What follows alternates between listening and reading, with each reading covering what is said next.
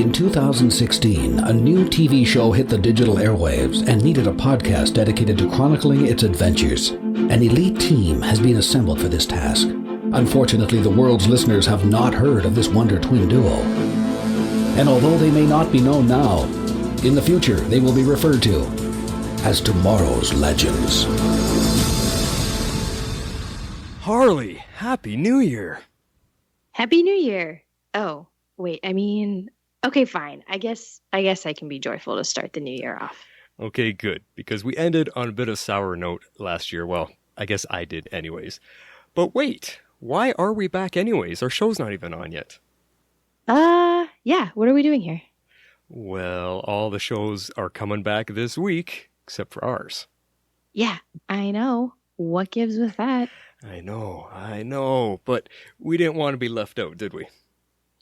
Miss out on all the fun? No way. So, we're bringing everyone a mid-season special to make sure we are flying straight on the Wave Rider before we actually come back. Yeah. And now, here are your hosts, the fleet-footed Flash and his hammer-swinging partner, Harley Quinn. Hello, Legendaires. Welcome back to Tomorrow's Legends. And welcome to our Season 3 mid-season special. I'm the Flash. And I'm Harley Quinn. Hello, Legends. Happy New Year to you too. Get in. Hello. So not only are we here, but we rounded up a pair of hosts from another show to join us. Please welcome Jeff and Marks from DC Action Hour. Hey guys, thank you for having us. Yeah, thanks for having us on. Great to have you here, guys. So, being this a mid-season special, and I've personally talked to you guys. We had you over on Aero Squad a few weeks ago. So I kind of know you a little bit, but it's now Harley's turn to get to talk to you a little bit. And I think she's kind of curious about your feelings on Legends in general before we dive in. Like, you guys are all caught up. You like the show. Yeah. I think this has been a really good season. Season 3 has. A very strong season. I know you guys are kind of yin and yang, aren't you? I think it's Jeff that's... that's okay. You can be very honest. Quiet. Yeah, so... You can be honest here. Yeah, so as you know... thank you. As our listeners know, and you know, Flash, that Legends is not my favorite show. I watch all of them, and I enjoy the other shows quite a bit. I have a lot of issues with Legends. One of the main ones is it takes a lot of characters I've loved in other shows, and I don't like what they did with them. However, I will say, on a more positive note, that this season has had the most episodes that I've enjoyed on Legends. And the Phone Home episode with Young Ray and the alien, I think, is amazing and by far the best episode they've ever done, in my opinion, on Legends. Oh. And I think Martin hated that episode, so I think we're starting to see why. Well, now I know why we have such different opinions on Legends. Yeah, geez. Wow. That's okay. I personally liked that episode as well. I love it so much. It took me back to my childhood. And yes. Anyway, and I also think the whole handling of Stein and Jax was extremely well done. So there's been some very good things this season. Oh, you don't like that either, huh? All right. I loved it. Right, we'll fight. Yeah, I loved it, Justin. So this is going to be fun. There's some. Now you found what Harley didn't like. All right. Good. Anyway, yeah. So it's, I don't know. I see some ray of hope in the show, I guess I'll say that. Awesome. What about you, Marks? Yeah, this has been season 1, I didn't care for as much. I thought it dragged a bit. And the Hawk, I like the Hawk girl from the cartoons from Justice League. I didn't think she had quite the same spark of a character. Oh, we're going to get along just fine.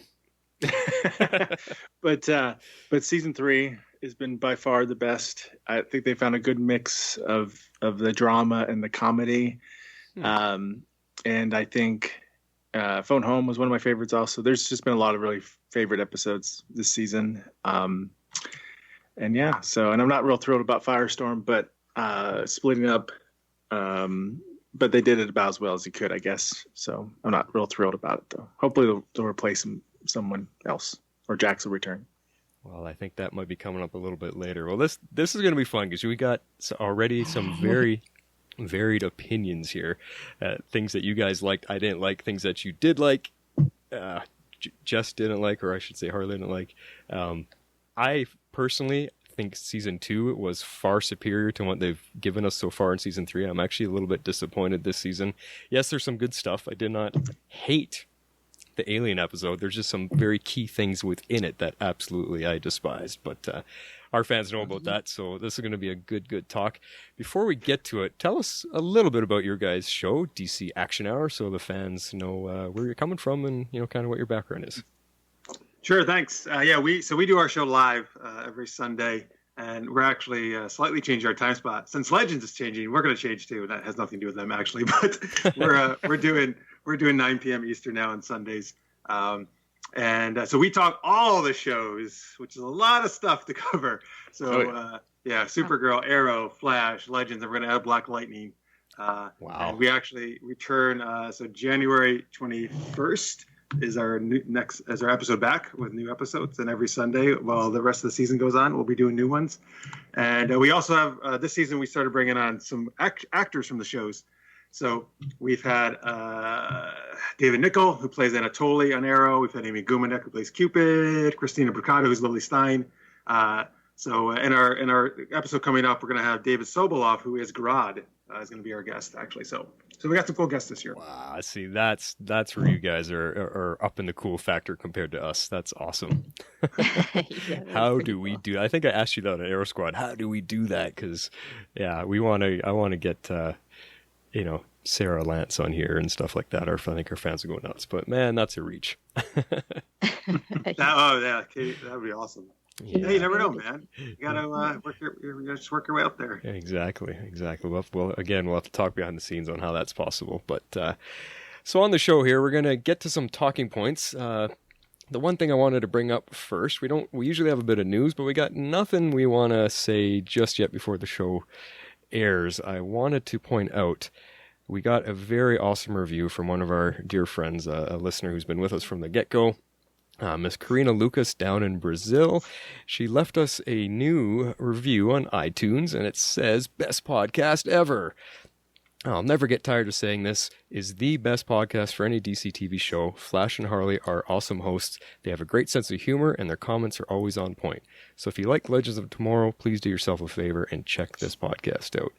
Karina, we cannot thank you enough for that wonderful, kind review. Yes, that was awesome. Thank you. Totally made my day. Yeah, totally made our day.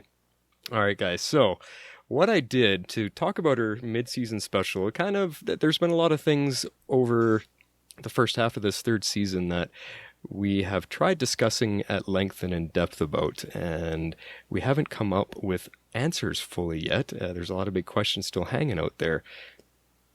We thought it would be fun while having you guys here, since you also watch the show, to get your opinions and theories, and maybe we can get some good discussion going on some of these questions. So how's that sound? Sounds good. Awesome. All right, Harley, you want to lead us off? I know this is the big question you were curious about. Yeah, sure. So I think the main question that I'm still trying to figure out is where are they actually going with the Mallus storyline? I'm incredibly intrigued by it, and I like all of the possibilities, but because I don't feel like they've given us enough to really come up with a solid theory. So what are your guys' kind of thoughts on the storyline, like where it's going, like what do you kind of envision it to be? Marks, don't you have, I think on our show, you keep saying a theory on this, right? Oh, yeah. Which I don't think is right, but go ahead. What is it? Probably not. One of my theories is that maybe it's Mallus somehow is the mind of Vandal Savage, and he's trying to resurrect himself somehow. The way that they killed him in multiple timelines simultaneously, or however that works. But they killed him in two different, was it 2 or 3 different spots in history at the same time? Yeah. 3, yeah. That maybe somehow that caused a weird anomaly, and maybe he's trying to undo that somehow. That would be interesting. This is a very interesting theory. And we have not heard that one come across at all in any of our feedback or anything. That is a crazy idea. The first thing that popped in my mind as soon as you said Vandal Savage is, do you think they would risk that, though, knowing that he got the most of the hate about season 1? Oh, did he? Yeah, he was. I mean, yeah. Interesting. Actually, I don't think he was the worst thing about season 1. At least on our show with our feedback and okay. And the stuff. There's been quite a bit that we've read too, but yeah, he just the whole storyline written around him and how he just was not a threatening foe at all, and the actor did what he could, but there were so many points in season 1 where he just seemed more like an annoyance than a threat to the team. I mean, they'd go episodes without even worrying about him, and then he'd show up and they'd kind of fight him off and he'd disappear. Like, it just, he was not a liked part of the storyline. So that would be surprising if they brought him back. I can't imagine if there would be backlash or surprise what that would be, but it makes sense like that. It totally makes sense because Mallus is all throughout time. We don't know where he's coming from or when. It could make sense. I don't know, Harley. What do you think of that? I think it's a very interesting theory. I agree. I don't know that they'd be bold enough to maybe go back to Vandal Savage and pull him back in, but it's off the wall. It's out of the box, and I love stuff like that. So, well, I see. Here's Mark. You know what I want, right? Because we talk about this on our show. Okay. Just because of the name, I want his daughter Scandal Savage from the comic. Even though that wasn't her name in the show, they changed it. But in the comics, it's just a great name, Scandal Savage. Scandal Savage. All right. Yeah. Sounds like a Kardashians thing. Yeah. Oh my god. So I think she should be about this. She should. Yeah. We're gonna have a Savage. Let's get. Actually, the daughter character who was in season 1, I actually liked. I thought she was kind of cool. Yeah. Mm-hmm. Well, what else have we heard, Harley? What is the other possibilities we've been talking about? What he could be? Because I know this one's the big question for us. It is the big question for us. Now you put me on the spot. Trying to remember, yeah. Long holiday break. Yeah, it's been a long break. Have we had any solid theories? I personally don't really have a solid theory, like at all. I don't have anything good, which is rare. I usually come up with something weird and crazy that'll never happen. But I think it's gonna be somebody we've never seen before. To be honest with you, I don't think it's anybody. I think it's new. It's gonna be somebody new. Yeah. Well, and this probably more likely. This might tie into a bit of our third question here, but the fact that they're bringing Constantine in, could it be something from the past connected with him? Could Mallus, like I didn't watch the show Constantine, so I don't know. There's been rumors flying that in Constantine's show, one of the episodes or one of the storylines was that he was trying to help a little girl who was being attacked by some dark spirit somewhere, and the theories are flying that little girl could possibly be Sara Lance. You guys hear that one yet? No, I haven't. Nope.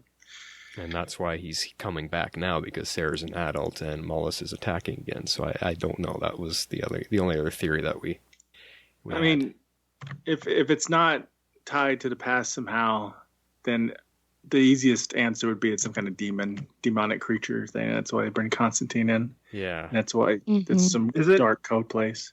I think, isn't it more likely that Constantine's just going to be here for an episode or two and then he's going to go away and he's not really tied into the whole thing, though? All right. Well, with that, we'll come back to question 2. Let's jump to question 3 right away, which is Constantine. Is he here just to help fight Mallus with his magic knowledge, or is he going to be here for the rest of the season? I think he's here for an episode. And he'll make some sarcastic, quirky, quippy remarks, and he'll help them out, and then he'll leave. Then he'll be done. Well, then if that's the case, then he's already had his one episode. The last 10 seconds. No. He'll get full episode. Yeah. Besides his appearance at the end, I mean a full episode. Yeah, I know. I'm just razzing you, but I mean that's interesting. I think because there's been so much talk behind the scenes, so much fanfare about bringing him on, I have a feeling he might ride it out the rest of the season, the last few episodes, because obviously they've been building this Mallus thing up behind the other storylines, that it's going to be the big bad, but come to the end, I have a feeling they're not going to bring Mallus into it only to be dealt with in an episode or two, and then we've got a few more episodes left to deal with something else. I kind of feel like they're going to leave Mallus right to the very end. Like, we might see him in a few big battles with the team, but it's going to be Constantine sticking it through with them to the very end to help him defeat them. And whether he stays after that, I don't know. But yeah, I guess it could go either way. What's your feeling there, Harley? Oh, about Constantine? I guess I sort of just assumed once they introduced him, he'd stick with us because we've got a couple open spots, if you will, on the Wave Rider that we haven't quite filled. I mean, we've got some people coming back. Like it looks like Leo is at least sticking around for a little while. I mean, Jax has departed. And now it appears that so Constantine's going to kind of like take his place, I guess, even out the numbers on the Wave Rider. So I don't know. I sort of just assumed he'd kind of stick around, and that since they've, kind of presented Mallus as this magical entity that nobody knows what to do with and everybody's just kind of shying away from, that's sort of why I assumed we would need Constantine and his knowledge. Because also I did not watch the show. About my only exposure to him was on the Arrow episode, which I personally did not care for. Yeah. But I mean, I'm kind of excited because I've really enjoyed the way they've dealt with magic on this season of Legends, because I absolutely hated what they did with it on Arrow. Yeah, a lot of people did. So that was the worst season. Yeah. It was awful. Yeah, and so I didn't like the Sarah Lance resurrection, even though she's sort of crucial to our show. But like, I hated that way that whole episode was done. And so I was at first skeptical when I heard they were doing a lot of magic this season. But so far, I've actually really enjoyed it, and I've come to love Damien Darhk because I love Neil McDonough. Mm-hmm. So anything that keeps him around, like, I'm on board with. So I just looked up IMDb Pro, and Matt Ryan, who plays Constantine, is only listed for episode 10. Now again, they don't have a lot of information because it's a ways away, so this may not be totally accurate, but I can tell you that much right now. He's definitely listed for episode 10. Huh. Which would be the next episode. That's the next episode, yeah. Yeah, Daddy Darkness is called. I would like him to join. I would like him to join, but yeah, I think if he was going to be on the rest of the season, it would have leaked out by now, probably. Maybe not. I guess we got a few weeks until the next Legends, so you never know. But that's true. Yeah. They teased his return an awful lot. Well, teased, I say. They kind of hyped it an awful lot.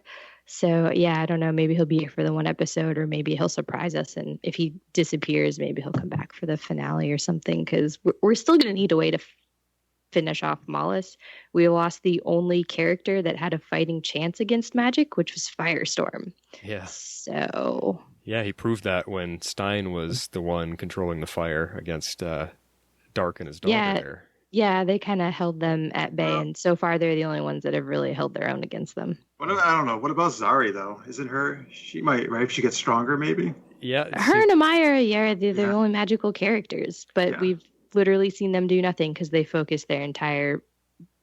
focus, I know that was really redundant, but on the Firestorm storyline, which drove me nuts. Anyway, let's maybe move on from that. Yeah, but the point you said with Zara and Amaya, I mean, they kind of started showing that they're, it took a few episodes for us to find out that they're sisters, and then are they?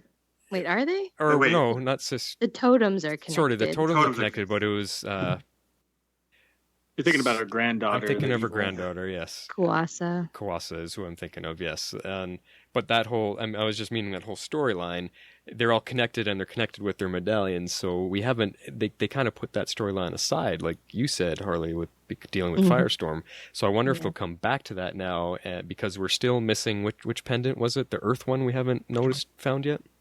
Yeah, we don't know what's going on with the Earth pendant. There is a Zari-centric storyline coming up that I'm actually really excited about. Yeah, so maybe... it sounds pretty cool. Maybe it's all tied in together. Maybe Constantine either has or knows where the Earth pendant is, and he helps them go get it, and together that magic and his knowledge is what they use to fight Mallus. They can bring all the pendants together and bring forth Captain Planet. Oh, I was going to say I was thinking that. Yes. I think I made that joke at one point. I'm so glad someone else thought that too. Awesome. Cool. Yeah, well, I don't know. I'm still going. I don't think Constantine's going to be a big deal with it. I think he's going to come and go.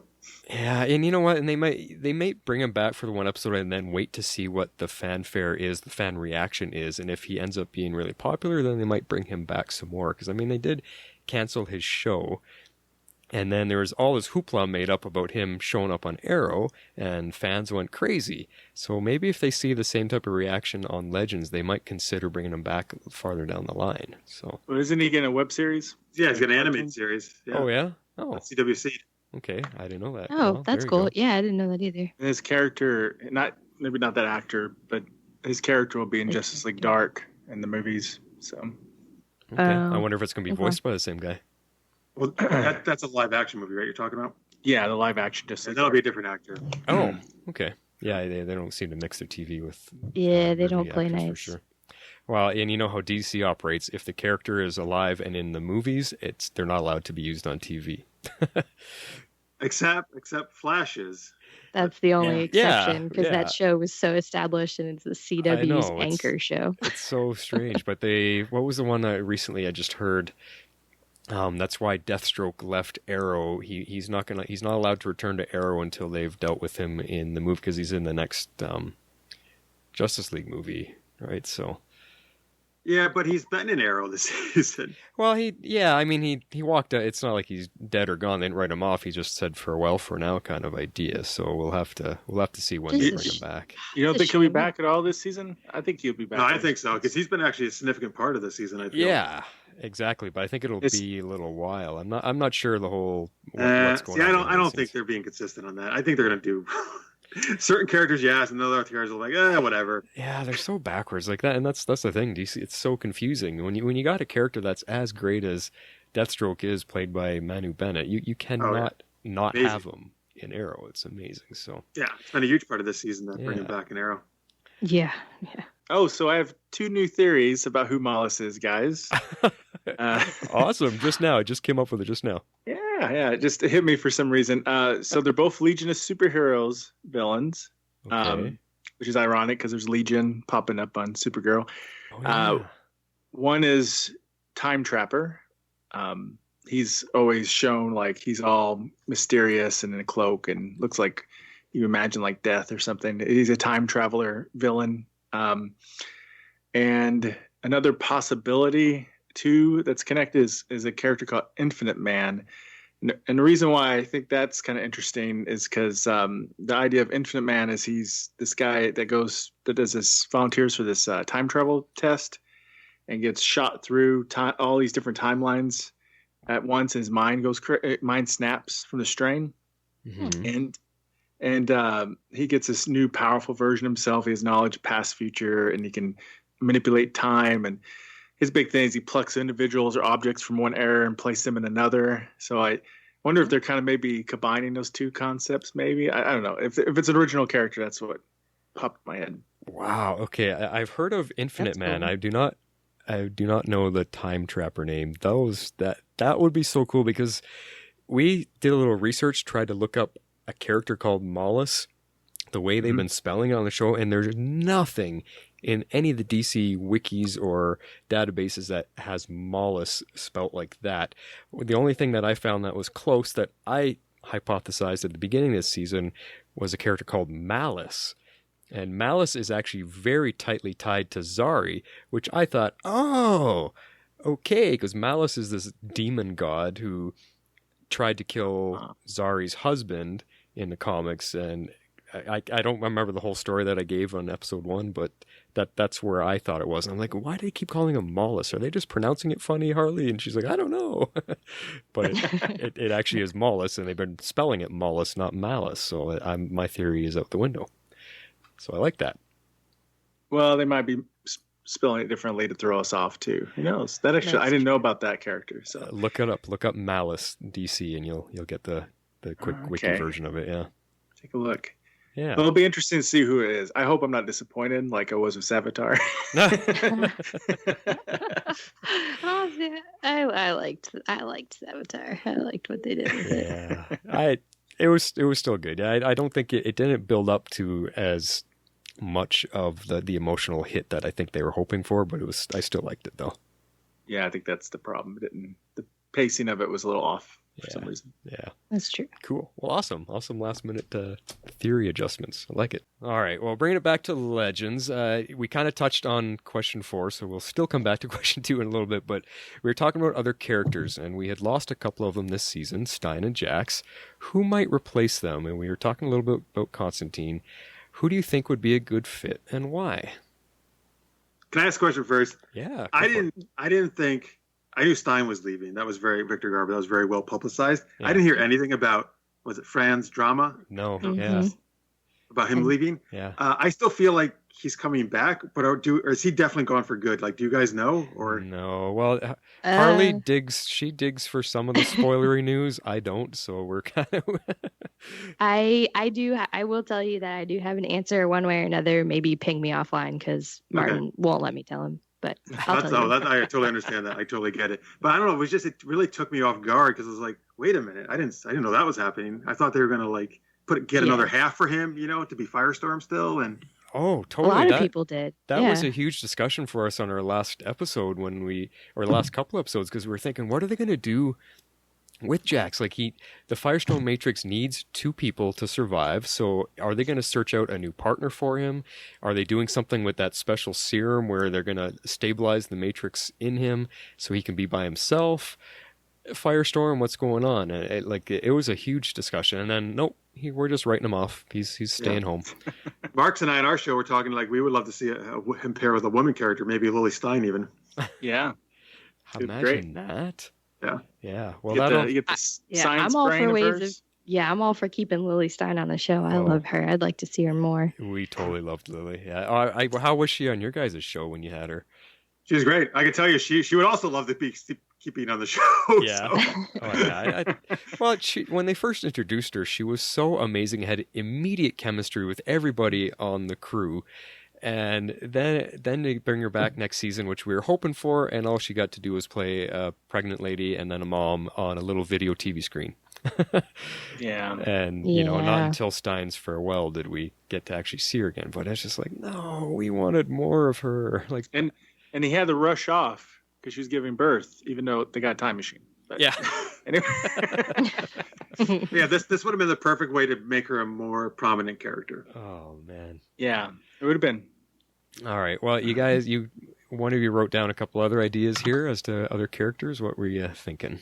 Yeah, well, most of my ideas are silly, but honestly, really, I just want new characters. If they're going to bring in other people, I'd wish they would just introduce characters that did not exist in other shows. I know a lot of people say, "Oh, we'll take this character from Supergirl or this character from Arrow or Flash," right? Like because that's how the Kid show Flash. started. Kid Flash That's is how the front runner right now. Yeah, well, that would make sense because they have no idea what they're doing with Kid Flash on the Flash. Exactly. AKA which nothing. sucks. Which Yeah. sucks because he's cool. He turned into a cool character. I don't know, but that's my main issue with the show again is that they took characters from other shows that I was established how they were, and they said we're going to do whatever we want with these characters, and we don't care what we did in the past on these other shows. And that doesn't jive with me, like as a viewer and as a creator myself of stuff. So I like it. Like Zari. Zari's actually pretty much my favorite character because she didn't exist before Legends. I got a fresh start to her, and I was like, oh, she's really cool. And this is the way we're introducing her on Legends, so I can get behind her. Yeah. That's honestly what I would like to see. We both love Zari too. She's snarky and she's not quite wanting to follow the rules. She wants to really bend the rules and see how far she can push it because she's really cool. We both like her too. Yeah, I kind of wonder if Zari's time period doesn't give us some hints about Mallus because I feel like they kind of glossed over that. They're like, why is Argus doing this? And then they never answer it. Oh, so I'm just... Yeah, I'd like for them to come back to that. Well, maybe in that Zari episode we will. The one that's coming up. Maybe. Yeah. Oh, there's one coming up? Good. Yeah, there's a Zari-centric episode. Yeah. Oh, good. Yeah. Mm-hmm. Mark, do you have any certain characters you've theorized, right, that you'd like to see? I mean, I think it would be good for Wally because they haven't used him very much at all on Flash this season. I think also maybe next season Ralph Dibny could be a good one. you love Dibny, man. Yeah, I'm enjoying. He actually would fit in with Legends totally though, because he's so goofy. Exactly. Yeah. I like his character a lot from the comic book, so it's kind of cool seeing him. I see him and Mick getting along. Oh yeah, it'd be funny. But otherwise, I don't know. I mean, maybe they'll get Blue Beetle finally. Oh man! Oh my God! Everybody wants to see Blue Beetle. That would be so cool. No, they're just gonna keep teasing us. Yeah. Yeah. And if so, which show would he end up on, and like where would he make his He appearance? should be on the Flash, man, because I think that's the most. They keep putting Cord in the Flash, Cord Totally. Industries. Yeah. He's gonna go on the Flash. Yeah. Yeah. Yeah, totally. Yeah, I agree with you. A new character that we haven't seen yet, that hasn't been already established on other shows, that would be great.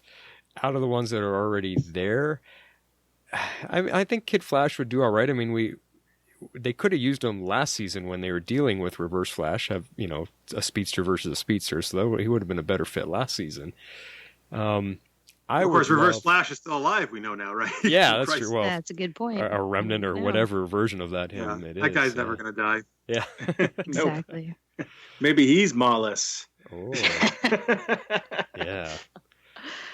See, and then I mean, one of my favorite characters of all time from Arrow was Roy Harper. I want him to come back to Arrow. I don't know if he could fit on Legends, but I would love to see him return in some form. I agree with you. He would be great back on the Arrow. Yeah, Would be nice. Yeah, he'd be great back on Arrow. I don't think he needs to come. I don't think he'd fit well on Legends. Just the way the Arrow characters, they're more gritty. They're darker. They belong on Arrow. I don't know. I love Arrow on Arrow. It doesn't pull well over sometimes. I mean, Sarah Lance has done well, but it was. Yeah. It's a very different character from how she was introduced. Very different. So he would give Sara someone to kind of pair up with, though, because everyone else has got some type of power or suits to use, so she's kind of always left to her own devices.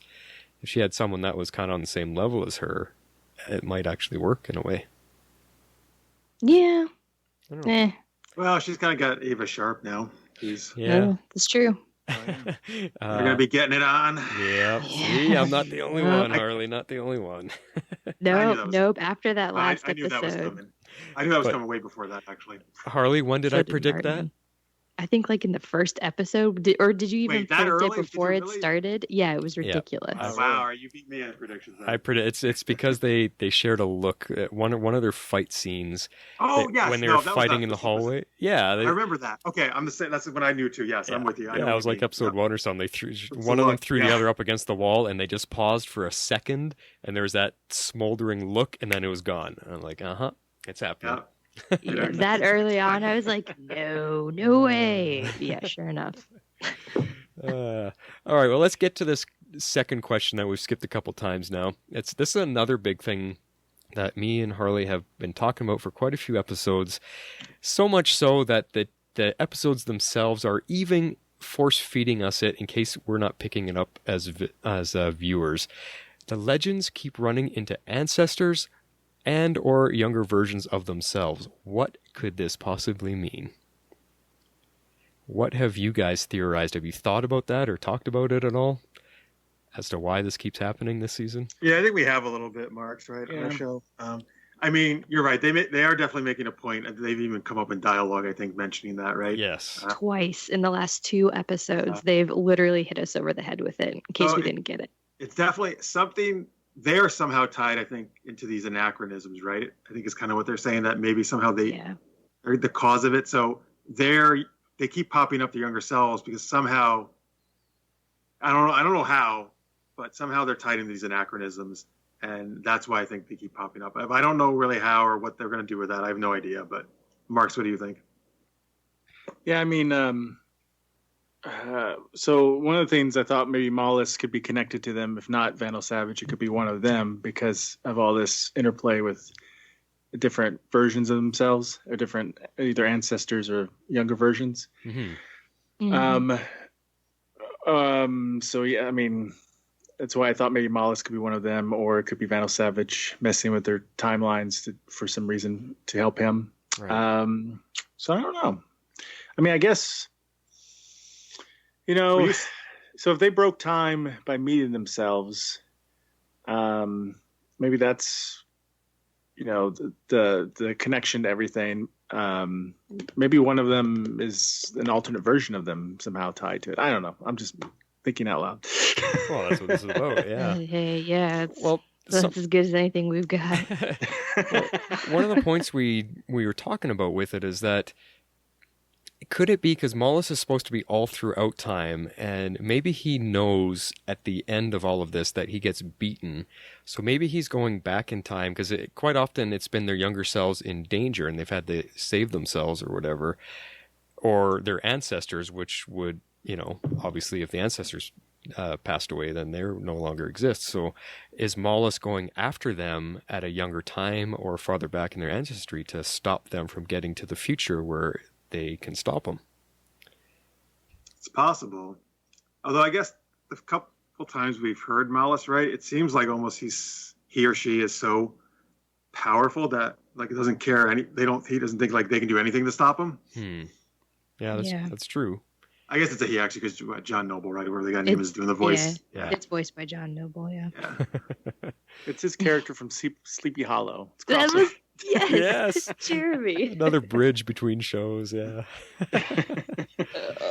I mean, I guess. So the most logical thing would be, but the reason why I don't think that might be it is because they didn't say it. Is that because they created the time anomaly that's rippling back through their individual pieces of through time, their footprints, if you will, through time, and maybe that's why they're running it themselves and it's connected to themselves somehow.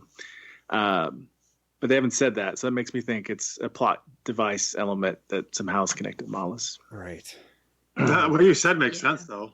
That would make sense. Yeah, that totally makes sense. What do you think of that, Harley? That they're because they broke time at a certain point in time, now the ripples are basically going through the timeline and it's affecting their own personal timelines as they go along is kind of how I viewed what you just said. That sounds cool. Yeah. No, I love that, especially since we know like the anachronisms follow a pattern, right? It's the golden spiral pattern or whatever. And so, I mean, that makes a whole lot of sense because there has to be an origin there, right? So the origin is whenever they broke time and then it continues spiraling out. So they're the path that it's taking could, somehow all be coinciding with all of them. I mean, that's a cool idea. I like that. I like that a lot. Do you guys know about that spiral pattern idea? I don't think so. Harley wowed me with science when she brought it up. So I don't know. Do you have a nutshell version of it, Harley? Yeah. Well, did you guys watch Fringe? Yeah. Only the first season. Only the first season. Okay, so they kind of it's a lot of the same concepts from Fringe, but like it's kind of hard to explain. But like there's a very specific pattern that a golden perfect spiral kind of follows, and it's like a seashell kind of pattern, or is it called an Archimedes spiral? Also maybe. Anyway, so it's very mathematically perfect. And basically, if you take like a rectangle and then you flip the rectangle over and you stack it like one inside the other or like outside the other and make it kind of bigger, when you draw a line and start with your origin and connect all of like the corners kind of, it forms this perfect spiral. Okay. And it's a very specific mathematical pattern is basically the point. Cool. Yeah, and she saw that when they showed in the one episode, when they who was it that was figuring it out, Harley? And they brought up the image on screen and you immediately recognized that's the golden spiral. Well, they said it in the dialogue. Yeah. Yeah, and you can vaguely make it out. It's like you can kind of see that there's an attempt to be like a little bit of a spiral on scene. Or on the screen of the episode. I think it was in like episode 2 or something. It's Nate, our local historian or whatever. He's the one who brings it up. So right. So. And as soon as he said it in the dialogue, because I know what it is, it jumped out immediately, and I was like, "Oh my god, that's awesome! It makes perfect sense." And so brought it up because I'm a giant nerd like that. Yeah. And you should watch more Fringe, Jeff. It got a lot better after season. God, it was so good. I loved Fringe. I actually have to finish it. I got to finish the last season, so. You never? How could you? No, not, I just Did life. you need to know what happened? I do need to know. I think maybe I'm wrong on the seasons. I was right in the middle of when they. Wait, no, you can't. Yeah, 2 universes. That's all I'll say. Again, you I can know that. email me, and I will help you out with I where will you have are. to finish it, yeah. Okay. All right, well, let's get back to characters. Question 5, since we were talking about them. We do know that we only have Leonard Snart for a little while longer. I personally don't think he's even going to make it to the end of this season. But I want to ask you guys, how are they going to write him off the show for good? What do you think? Going to be a big musical number, and he's going to make Mick realize that just being joyful and happy and giving up drinking is the way to go. Yeah, it'll be a version of Let It Go. Yes. This is my favorite. As Mark knows, I'm one of the few people who are not a fan of Captain Cold at all, but I do like Citizen Cold. This is my favorite version of him. Oh, wow. Oh, wow. Yeah, I like Captain Cold, but I like Citizen Cold also. I was so glad, actually. I was glad when he went to Legends because I didn't have to watch him on The Flash anymore. Okay. Wow, that is a complete switch. Jeez, because Yeah, he's I know one most of the people love him. Yeah, I think he he's is great. one of the favorites, and he has especially been, I would say, the number one favorite on Legends for sure, at least amongst most of our listeners. I mean, everyone loves Sara, of course, but I think Yeah, he was a fan favorite. he was a fan favorite, and we missed having him on there, especially his buddy partnership with Mick. So for me, him coming back as Citizen Cold, and it was such a 180-degree change of character. Funny, yes, but I was like, I don't know if I like this version of Snart, and I'm just glad to have him back. But what really threw me off at was the mid-season finale episode when he was doing that whole puppet thing, psychologist puppet. That was great. I just about kicked the TV. I thought, how could you? If I had to play that part, I would quit the show too. How dare you take the coolest character and turn him into that? I'm telling you, man. Wentworth, what was his name? Wentworth Miller. Yeah. Right. Wentworth Miller. I'm telling you right now. I bet you that he loved it. He thought that was. I bet he loved playing that. Yeah. Because he never got to do it before, and I bet he had a ton of fun with it. You're probably right. He probably did have a ton of fun with it, but And I thought it was hilarious. I thought I the love when they put reactions things on their were head like that. hilarious. Oh man, that was an interesting scene. I like when Heatwave was like just pounding away the puppet and stuff. Yes. It's like, is this still helping with your issues or whatever? He's no, I hate puppets. Well, and that's what Harley was just trying to say. It's the reactions by the other team members were funny, but watching Snart have to do that was not funny. It hurt to watch. It's very different than a Snart we know. Yeah. I'm telling you, man. Citizen Cold for president. Well, there you go. We actually found people that enjoyed that sequence. Yeah, that's funny. But seriously though, let's every one of us take an honest stab at how we think they're going to write him off. Are they going to kill him off? Is it going to be some big heroic finale for him, or is he going to walk off into the sunset with his new boyfriend, the Ray? Or Yeah, I think he's just going to go back to the Ray and Earth X. I don't think it's going to be a big deal at all, to be honest with you. That's what I think too. Yeah. It's not going to be a big send-off. Not the way they ended. Nor should it be. No, because they already gave him a send-off in season 1. Yeah, they already did it.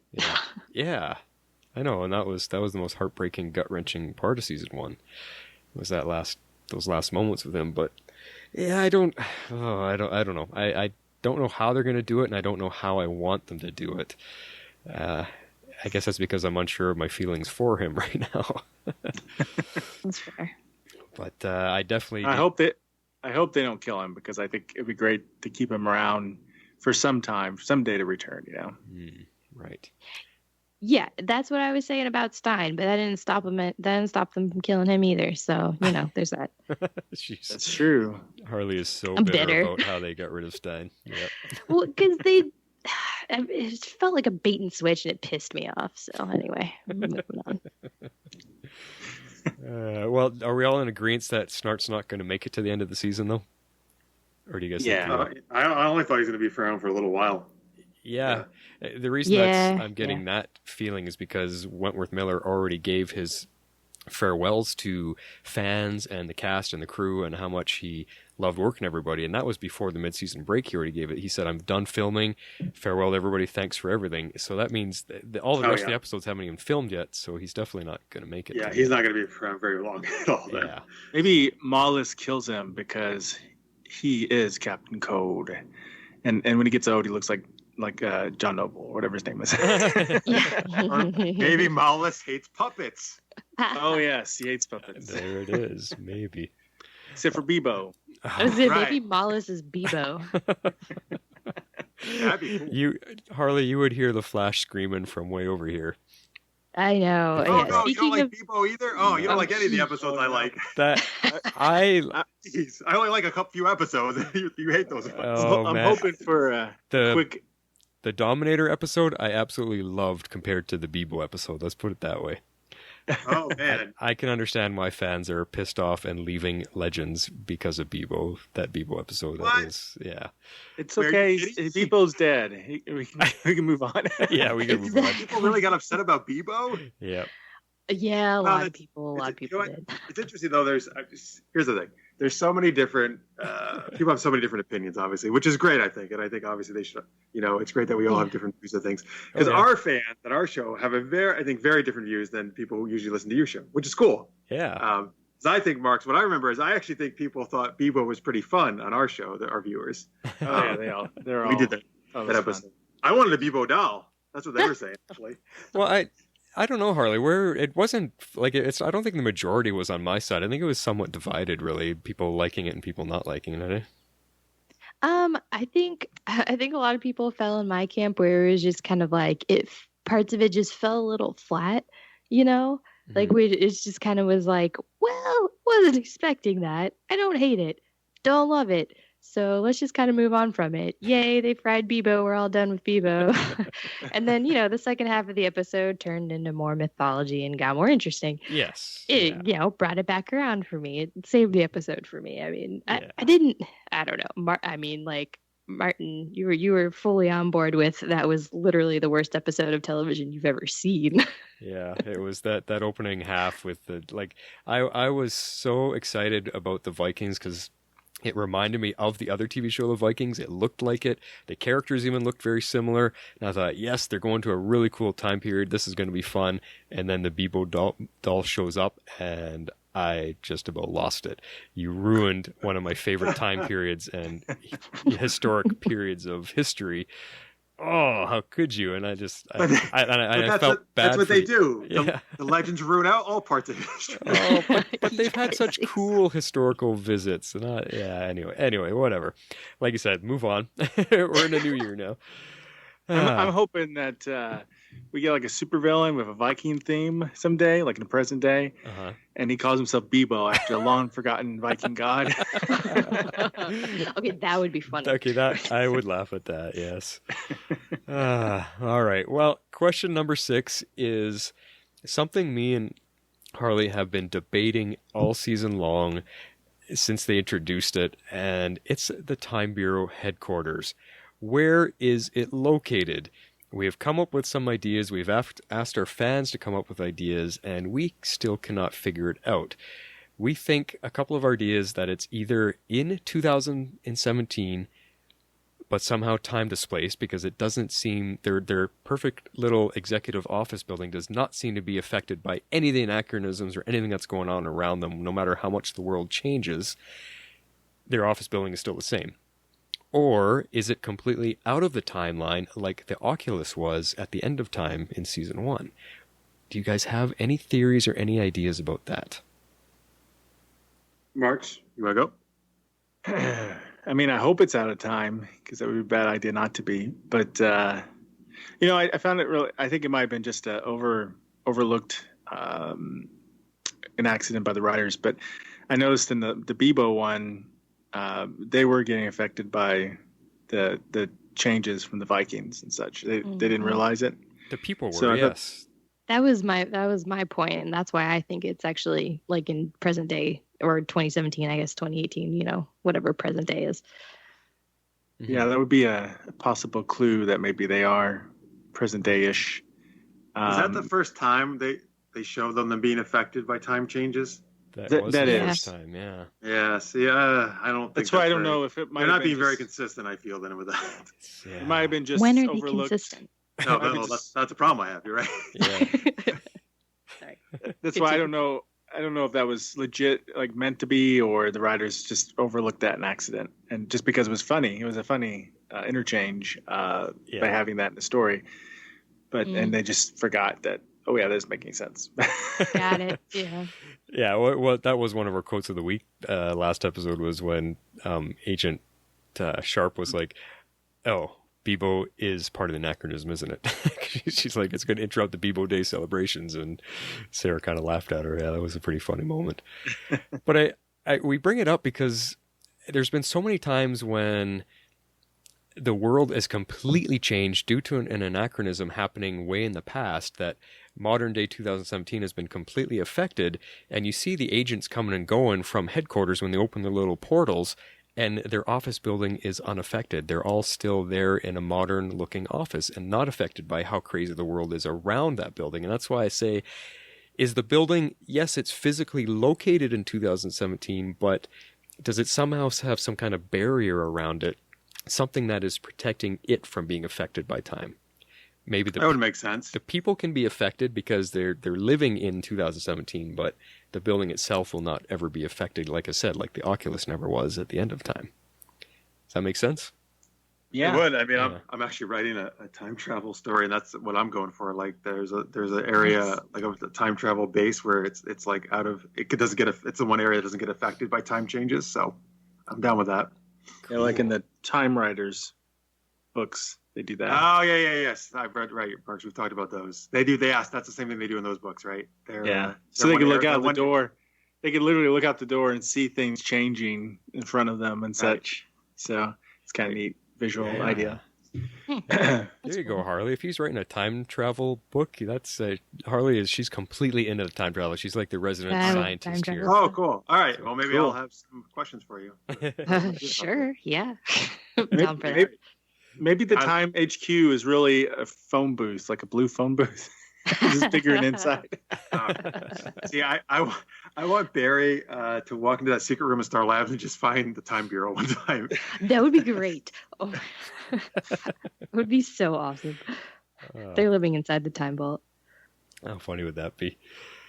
Cool. All right. Well, that one, I guess, if it's just a writer's mistake, then we might not ever know. And that, yeah. I mean, this is the thing with our show. Me and Harley quite often dive really deep into some things that actually end up being nothing on the show, but we picked it out and thought, oh my God, can you imagine? And we get right into it. And you know, some of our episodes go on for a good hour and a half because we really get into it sometimes. Yeah, we go off on some tangents. So that would That's be good. Oh, Mark, we would Writer never staff go off on a tangent on our show. never. No. That's why our show is just 1 hour long. Right. We Covering- never go over an hour. Covering 4 shows, I'm sure. Oh my gosh, for sure. I mean, we only talk about one, and we managed to talk for like at least double the length of the actual episode. Like, But Now we boggles got my 5 mind. shows. yeah, Yes, but it makes sense yeah. though. Like I use that as my defense when people talk about podcasts. You know, there's a few people out there still that say, "Oh, they should only be 45 minutes max." And I'm thinking, yeah, but a TV episode without the commercials is only 45 minutes long. And if a really cool scene happens, sometimes that scene only takes 10 seconds of screen time due to special effects or someone getting revenge on someone or whatever. 10 seconds of screen time, you cannot discuss it in 10 seconds. You're going to discuss it for 5 minutes, for 10 minutes. And and that's what You're not stretches out the podcast, because you have to talk about it. You have to discuss what happened and why, and you know, and that's how I defend that a podcast, I believe, should go on longer than the episode of the show, because if you got things to talk about, you're going to talk about them longer than it actually happened on the show. Yeah, Sure. Well, people have different opinions, obviously, and get the debates going. And Exactly. Yeah, see, I love the debates and the conversation it sparks. So it's always kind of fun. So that's my favorite part. Yeah. Well, I'm going to actually save question 7 for the end, because I think that's our last big one. We kind of touched on question 8 a little bit already, so let's just kind of see if we can add a little more to it. And that was talking about Stein and Jax. In the last episode of the crossover, we saw Stein take the liquid that was supposed to, I think it was stabilize and or trick the Firestorm Matrix in his body so that he could move on without it affecting Jax. But we never did see Jax take it. So how did he stabilize, or did he not? Is he going to explode due to only being one half now? Did he take it off screen and we never saw, so he actually is stabilized and totally fine? What's going on there? That'd be terrible if he exploded. Well, I guess this was in Crisis, right? Is when that happened? Yes. Yeah. I guess I assumed he took it. I guess they didn't show. I just assumed, I guess he took it off screen. He must have, right? Well, did they only have the one vial? Because Who Stein knows? drank the they whole only thing. They only ever showed the one vial, but he had to have taken. I don't know. It's bothering me. I mean, the way he left the show, I don't think they were like, "Oh, he's about to explode." Yeah, I don't think he's unstable by any stretch of the imagination. Well, if you remember on The Flash, when we lost Ronnie Raymond, Stein wasn't going to explode her away. A few episodes later, he started to become unstable, and that's when they scrambled to find someone, and that's how we met Jax originally. So will Jax, a few weeks down the road, start to destabilize? Well, then maybe he'll find somebody new, and then maybe when we see him again, he'll have a new half. Yeah. But again, it brings it back. We don't know if he actually took it or not, and that's why this one is totally up in the air as to what's going on. Yeah, I assumed he did take it, but they we'll didn't see. show it, so yeah, it is unfortunately an unanswered thing that they can do whatever they want with. Yeah. Yeah, because even if he did take it, that doesn't mean it worked. It'll work forever. Maybe it'll only work for a while, and then he'll be forced to come back and get someone. Right. Yeah, I loved how they worked on it all season, and then in 30 seconds, Cisco and Harry fixed it. Well, yeah, Cisco Cisco and Harry are amazing. Cisco and Harry are geniuses. Look, I don't disagree. However, so is Stein. He is a genius, and so is Ray Palmer. Not that they ever do anything with it, but yeah, but unfortunately, they made Ray Palmer kind of an idiot. He used to be a genius. Yeah, I agree with you. Absolutely, I liked it when he was a genius. I know. Yeah. It kind of bothers me that I mean, Martin and I talked about this a lot. Yeah, they've dumbed him down so much, and I love the bromance all the time. Yeah, I mean, I love the bromance just because I love like Brandon Routh and Nick Zano, like they're back and forth. I think it's great, but I hate what they've done with his character in a lot of ways. Yeah, it's unfortunate. I mean, he's still fun. He's kind of I see him as the boy who doesn't want to grow up. He has fun and he's so positive and so optimistic about everything. They've taken away his geniusness from him, and they've left him just being the boy on the show basically. Well, maybe he'll have to pick up the slack because they lost their top scientist guy and their mechanic. So yeah, that's what Harley theorized. One can hope. Yeah, he's going to be the new mechanic. He can get to those hard to reach spots. Yeah, very true. Very true. That's fantastic. We would think about that. That's hilarious. All right, Jess, you have not been able to read a question. You want to read off our last big question for these guys? Oh, sure. All right. Okay, let me see where we are. All right. So now this is interesting. I had a really off the wall theory about this on our last podcast, but so in the finale, Sara kind of follows Darhk, or in the mid-season finale, I should say. Sara follows Darhk. She grabs him when he's trying to use his little time rock to go wherever he goes, and he vanishes, and she ends up in some weird time dimension, some zone outside of time, or wherever it is, where Mallus is. So what we've been kind of debating is, one, what is that? Where is that? And two, how exactly did Agent Sharpe just kind of reach in and pull her back out? So, go. I actually don't have a great memory of that scene. How did she get in there in the first place? She grabbed Darhk? When they pull out that little golden stone and they kind of do a little time travel themselves, they kind of sparkle and then disappear. She leaps in. Calling it the time rock. The time rock. Time rock. Okay. She leaps in and grabs his shoulder before they vanish. So she essentially vanished with them, but she didn't end up wherever they went. She ended up in some cloudy, smoky room all And by Mallus herself. talks to her, right? And Mallus Yes, talked to her. that's when Do we just see Sharpe's hand come in or something? Sharpe's arm, you see Sharpe's arm reach through some little portal, grab her, and pull her out. So that seems unlikely that she could do that, right? Yeah, like yes. first of all, where is that? What is that? And then how does Sharpe? I don't care if you explain it with her watch that opens time dimension doors. How does she know? Because where Sara went at all to be able to even reach in and get her? How could she possibly know where she went? She followed the tachyon path. She followed her newfound love for Sara. Yeah. Yes. Well, it was one fan, Harley. Do you remember one fan gave us the theory that Sara didn't actually go anywhere. She was physically still there, but she was in a mental state. Yeah, which That's kind a good of theory. Yeah, that's sort of like built on kind of what I was saying, because I was grappling with this during our show discussion, because I couldn't figure out like kind of where she went, if she was actually physically gone, like, you know, maybe she ended up like in the time dimension or whatever. Because I mean, we experience time, we don't like physically live in the time dimension, or what we sort of do. Anyway, that's more complicated. But while she was wherever she was, whether she was there physically or like mentally, like kind of an astral projection kind of thing, there was like I'm calling it the Eye of Sauron was behind her, and Pretty much. so like you saw it in this scene, and what I couldn't tell was that a quote unquote portal that she came through that someone could reach in and grab her out, or is that Mallus's like crack into reality? Because, you know, his whole speech, the whole point of it was, you know, my time has almost come, like, you know, I'm about to be released or whatever from where, I don't know if he's in some sort of like prison, like, you know, the Speed Force prison idea, but with time kind of deal. So that was kind of where I was. I don't know. I've been grappling with this, but the whole point of that was, did she actually go somewhere physically? It seems kind of unlikely, because if she did, no one has any way of tracking her down or figuring out where she went. So Do you remember whenever she reached in and grabbed her? Did it open like their time doors open, or what did it look like when she reached and grabbed her?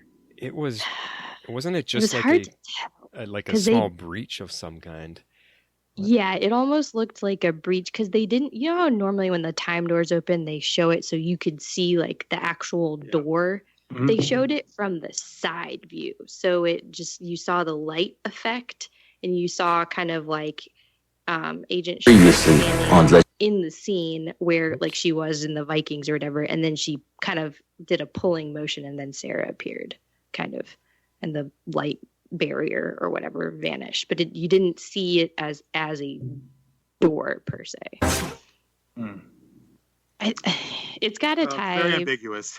Yeah, and I think they're doing that on purpose, because they've been very ambiguous about how the little time stones even work. I mean, I think the only reason way they can work is because Mallus is doing whatever he wants. So I think wherever she went or didn't go, it was whatever Mallus wanted her to see, or wherever, you know, he wanted her to go. It's my theory. Yeah, I think it's time magic. It seems all be magical. Yeah. Tied. So. Okay, you know what? Just while you were explaining it, I just found the scene and watched it again in quiet here. Cool. While Mallus is talking to her, we see Sara turn around. She sees this big hand reaching for her. We're looking at it through her eyes, so that you see this big hand coming at the screen, and then the camera pans to the side, so we see a profile of her, and it's Agent Sharpe's hand, and it's just a sparkly little white rip in fabric of time, or whatever it is. You just see her arm come through, grab Sara by the collar, and yank her through whatever that little rip in the thing is, and that's it. So I guess somehow she was able to grab her through whatever. Guess there's a little whatever bit rip in time that is, or whatever it is. Of course, yeah. So going against everything you just said, so is she actually physically gone somewhere, or is she not? Well, now it seems like she was. Yeah. Well, I kind of like your idea, Jessica. I think you're saying right. It's maybe Mallus's kind of own little crack in time or area or something that he's hanging out in. Yeah. Yeah. He's like in between time. Somehow. Which could be that. I mean, when Darhk and obviously Gorilla Grodd, when they're using these little golden time stones, they disappear into Mallus's little crack in time, and then he opens a portal to allow them to appear wherever they want in time. So maybe this is kind of like a gateway between where Mallus is hiding and whatever time period they want. So that would explain. I mean, that'd be great. I could accept that's a space in between time that Mallus is hanging out. We just don't have an answer as to how Agent Sharpe knew where to reach her then. That there's no way to explain that. I don't know. Maybe Mallus left it open because Darhk and his daughter were sent somewhere else. They were not in the same space. So maybe Mallus left it open so he could give Sara the message. And then whether or not Sharpe pulled it out or not, she was probably going to reappear right where she left. No, that's a good point. Maybe it was left open. Yeah, is a thought. Mallus wasn't. He wasn't intending to kill her or anything. He was just delivering a message. Delivering a message. You could be very right there. Interesting. All right. Well, I don't think we gave enough time to our fans. I posted on our Facebook page that we're going to be doing this episode, and if they had any pressing questions they wanted us to talk about, and we only really got one response from one of our former colleagues, Podcast Overlord. He just asked if we could please talk about how awesome Katie Lotz is as Sara Lance, because he has crushed on her since Arrow. So I thought, you know what, let's just honor him and talk a little bit about Sara Lance. If you guys think she is rocking it, is she a good captain of the Wave Rider and the crew, or do you wish she was gone? What do you guys feel? You want to kick it off, Marks? No, I like her. It has been a weird adjustment seeing her be the captain and kind of outside of her, what we used to see her as, like a assassin / later vigilante. I always joke around and say she's the Captain Kirk of Wave Rider because she's always seducing people. So what do you think, Jeff? Okay, so here's the thing. I love Sara on Arrow. She actually was one of my favorite characters. I thought she was great. It was there's a lot of substance to her role. There was a lot of stuff she was going through. I think she had meaningful relationships with Nyssa and Oliver at different times. Now, my problem is this is one of my problems with Legends. I loved Sara, and then when she went to Legends, I'm like, I don't like Sara anymore. She's okay, but I loved her on Arrow. And again, here's the thing. On Legends, like Mark just says, she basically has sex with every famous woman character in history. But that's not the way she was on Arrow. And if you're going to do that, okay. But the problem is, like, I can't get behind any of those relationships because they're meaningless. Captain Kirk and James Bond, like, those relationships are all meaningless too that they have. So I don't care about any of those. Yeah. I cared about her relationship with Nyssa a lot. I cared about her relationship with Oliver. Now, I think they're going to hopefully, ideally, with what they did in Crisis with, oh my God, why am I blanking on Supergirl sister Alex? Thank you. Yeah. That, and now with Ava, I'm hoping they're going to get her back to maybe have a meaningful relationship with Ava, and I can care about that again, because it's been way too long where they're just having her sleep with anybody under the sun. I agree. So I'm hoping I can get back behind Sara, but I just really do not like the choice they made, and it was too big of a change for me from Arrow. So let me present this to you. Do you think she's possibly sleeping with everyone in history as a way to kind of cover for her feelings of losing Nyssa? Because Nyssa was her one true love of all time, really. And we all love it. Everyone on both on Arrow Squad and here, everyone wants Sara and Nyssa to find a way back to each other. And they actually, in the Crisis crossover event, she actually talked about Nyssa, which is the first time in 3 seasons of Legends she's finally mentioned it. And that makes me wonder what's going on there, if we might see that coming down the road. Because when her and Alex were talking about Alex's struggles, Sara says, I loved someone once too. I had a lover like that too, and I think about her every day. Yeah, I do. And that everyone was like, yes, Nyssa!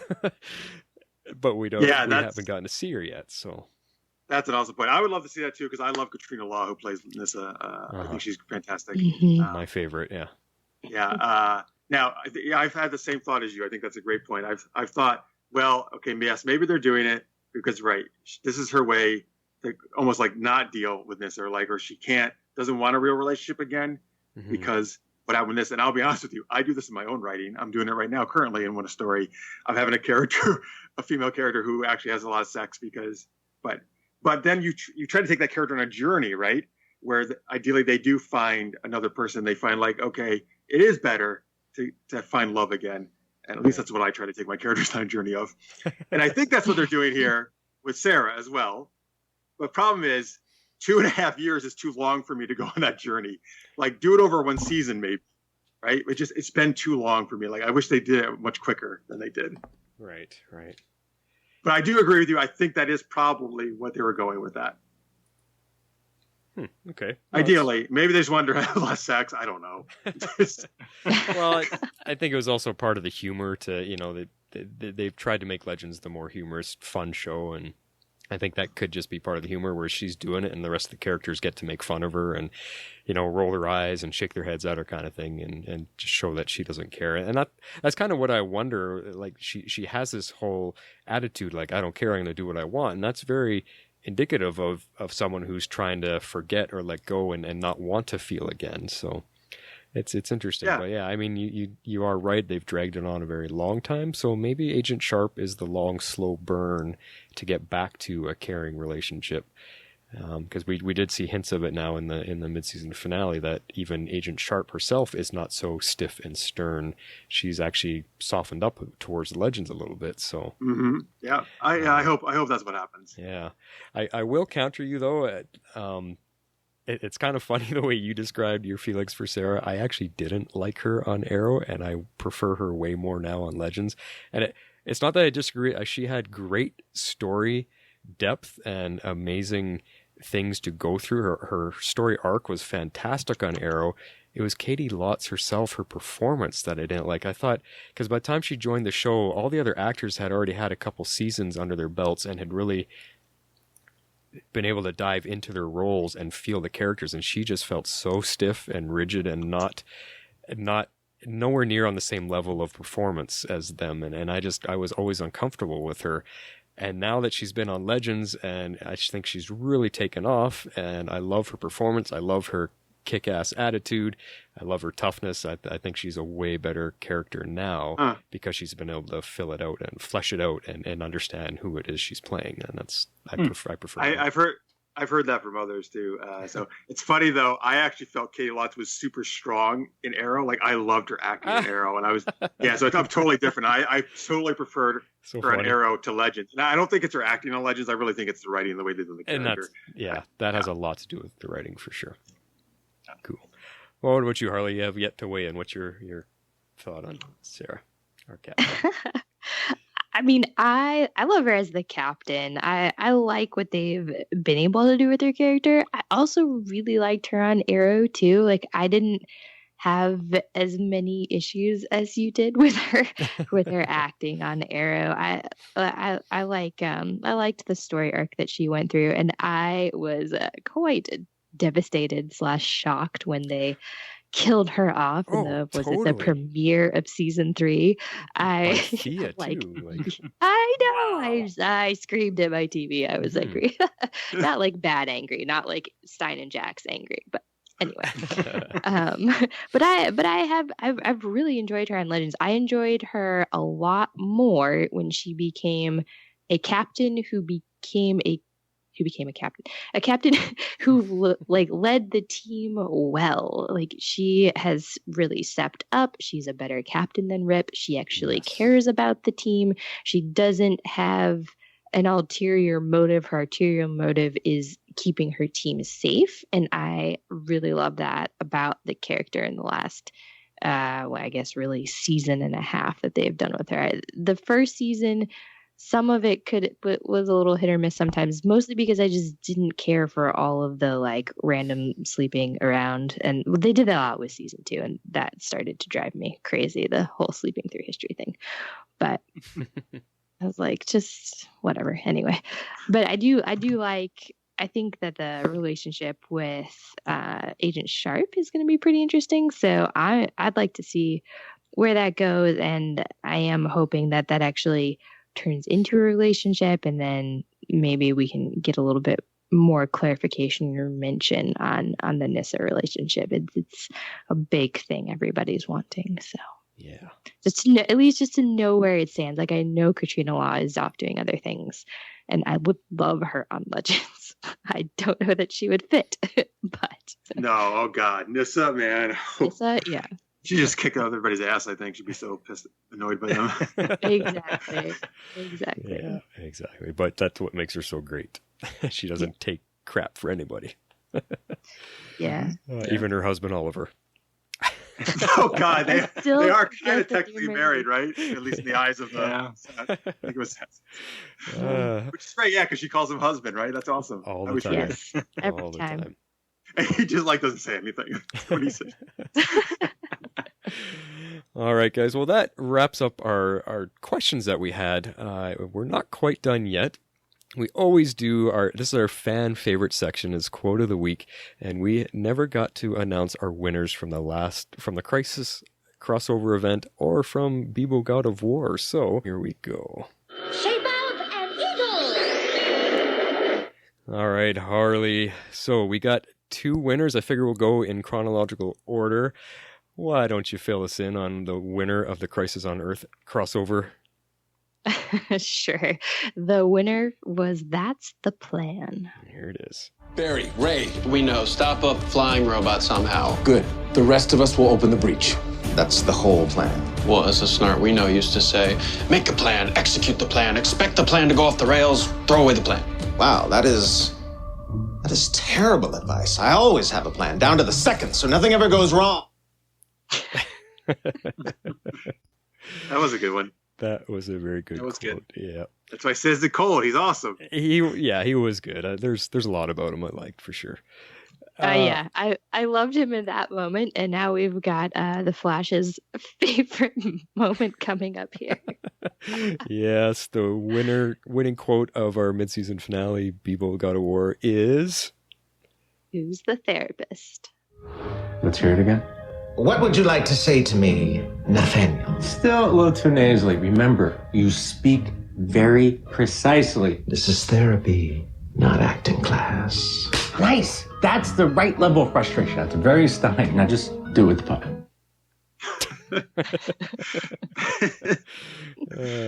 Again, yes, it was Nate's reaction that makes the scene. I just love that he was so into it. He's like, yes, now do it with the puppet. Anyway. All right.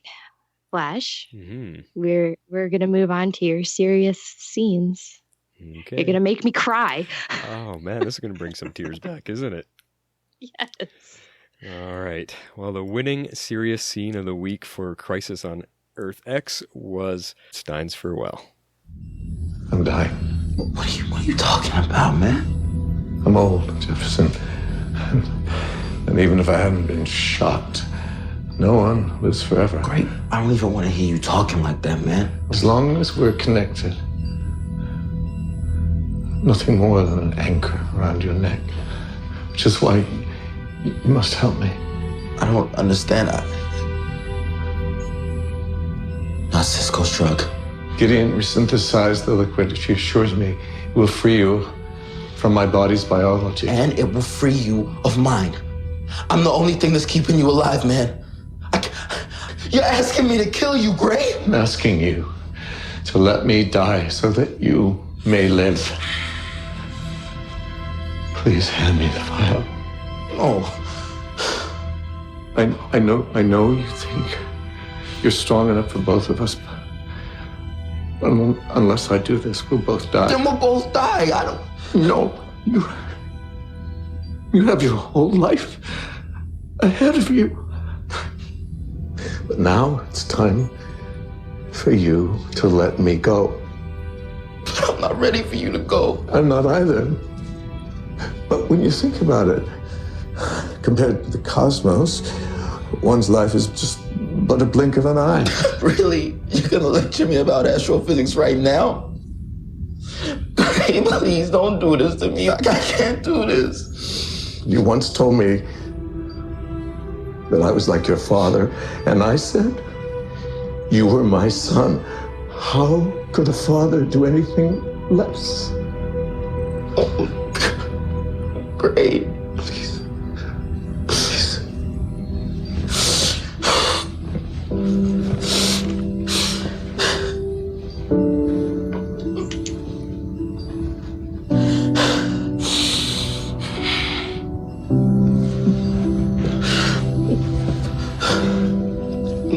Thank you, Jefferson. Great.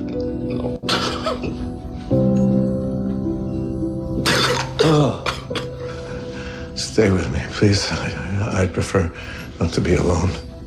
Yeah. Please tell Clarissa and Lily that I love them. I promise. Thank you, Jefferson, for the adventure of a lifetime. I hope your life is long and full of love, just as mine has been. Great. Great.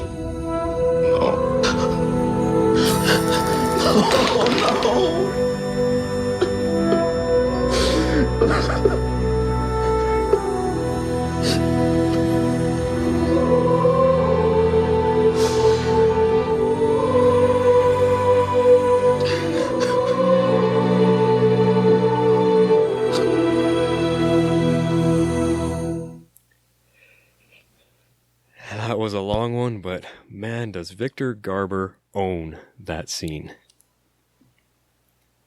Yep. Yeah, he's awesome. They both did a great job.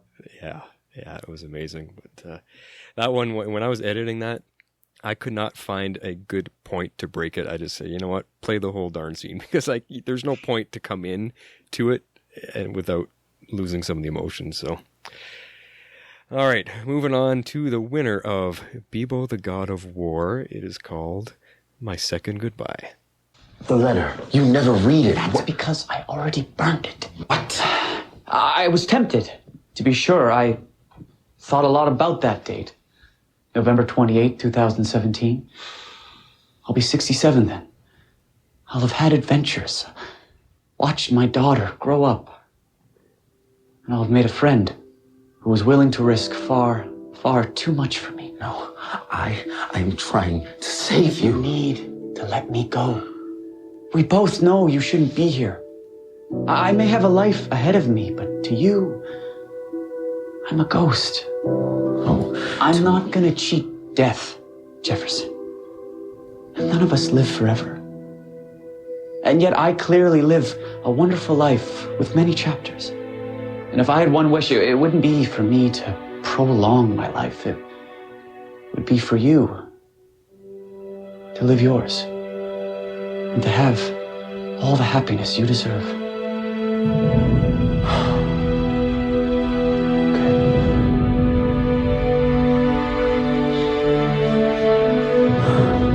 Goodbye, Gray.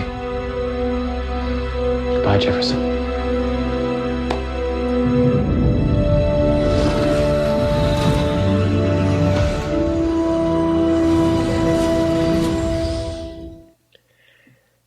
Funny how both winning quotes are Jax having to say goodbye to Stein. Yeah, we had a theme on both of our quotes, didn't we? Yeah, kind of funny, but yeah, that was an interesting scene. I don't know if you guys noticed that when they clasped hands to say farewell, the fireplace and the roaring fire behind them, that was kind of blurred out. Oh, really? Yeah. It was like their two hands and the flame behind them. It totally symbolized Firestorm. It was kind of a neat. Oh, nice. That's cool. Yeah, foreshadowing or something. It was really, really cool. Well, there you go, guys. We have to let everybody know where they can find you on your show, because we're done with ours here. And we totally appreciate having you on here. This was a lot of fun. You guys had some great theories and ideas to kind of help us figure our way through some of the questions we could not answer yet. So it's definitely a lot of fun. Oh, thanks again for having us on. It was great. Yeah, thank you. Totally. Well, let us know where people can find your show, DC Action Hour. We will definitely include links and website info or whatever fans need to find you. We'll definitely include it in this post. And so go for it. Cool. And if I could just mention the website right now. It's supergeekedup.com. So we do the show under my Super Geeked Up banner, which is where I do a few different geeky shows. And again, we're back on January 21st. Every Sunday, 9 p.m. Eastern. We talk about all the different shows, all the shows in the CW, or the DC shows anyway. And we got cool guests. And also, as a quick plug, January 24th, I return with my new season of Super Geeked Up Live, which is like a geeky version of Whose Line Is It Anyway? So if you like kind of geeky improv style games, that's what we do on that show. Awesome. That sounds fun. Thanks. We do have a lot of fun doing it. And we have a live chat for all those shows. That one's 11 p.m. on Wednesdays, that show. And we do those every week. And people can participate. And we do them at Comic-Cons all over the country as well, so you can come out and see us live there. And you can also find me, besides on DC Action Hour, you can also find me over at markspile.com, where I have listings of a podcast I co-host called Genretainment, where we interview different filmmakers and writers and such, and other projects I do over there. Very cool, guys. You guys are into some pretty fun stuff. Yeah, that sounds great. That sounds like so much fun, guys. We feel honored that you joined us in our little show here. That was great. Oh, thanks again. Yeah, thank you. Thank you. Definitely. All right, Jess, any final words you want to say? No, I just wanted to thank you guys for coming on and joining us. It was a fun discussion. It's always fun to get some other perspectives, especially ones that differ from ours. Totally. Yeah, for sure.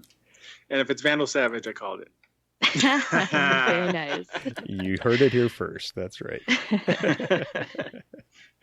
Awesome, guys.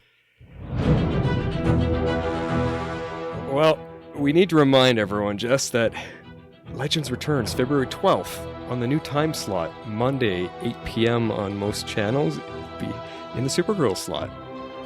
That's right. We're taking over for Supergirl. Here we are. For how many episodes we got left? Be 7 episodes? 7 or 8. I think we have 17 episodes. So. All right. Well, when Legends returns, so will we. Hope you guys enjoyed this little mid-season special. This is The Flash, signing off. And this is Harley Quinn. I'm out.